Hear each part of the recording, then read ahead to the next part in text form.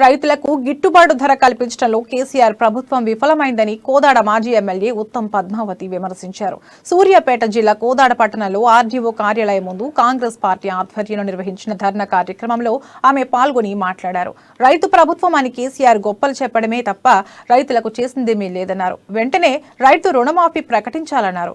ధాన్యం కొనుగోలు చేసేవారు లేక అన్నదాతలు ఇబ్బందులు పడుతున్నారని, రైతులకు కాంగ్రెస్ పార్టీ అండగా ఉంటుందని తెలిపారు.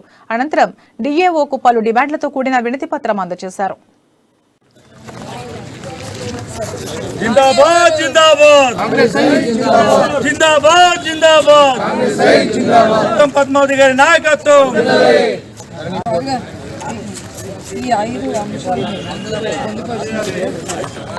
ఈ మొత్తం కాంగ్రెస్ పార్టీ పిసిసి నుంచి పిలుపు వచ్చింది. ప్రతి నియోజకవర్గంలో మొన్ననేమో ప్రతి మండల కేంద్రాల్లో రైతు సంక్షేమ పథకాలు ధరణి పోర్టల్ రద్దు చేయాలి, ఇన్పుట్ సబ్సిడీ ఇవ్వాలి,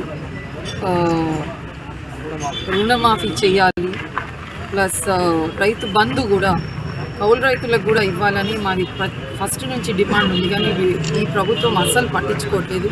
ఈ అన్నిట్ల పట్ల మొన్న మండల వారీగా కాంగ్రెస్ పార్టీ పిసిసి పిలుపు మేరకు మేమందరం ఎక్కడోళ్ళం అక్కడ మండల స్థాయిలో చేసి అక్కడ వినతి పత్రం అక్కడ తహసీల్దార్ పిసిసి నుంచి పిలుపు వచ్చింది.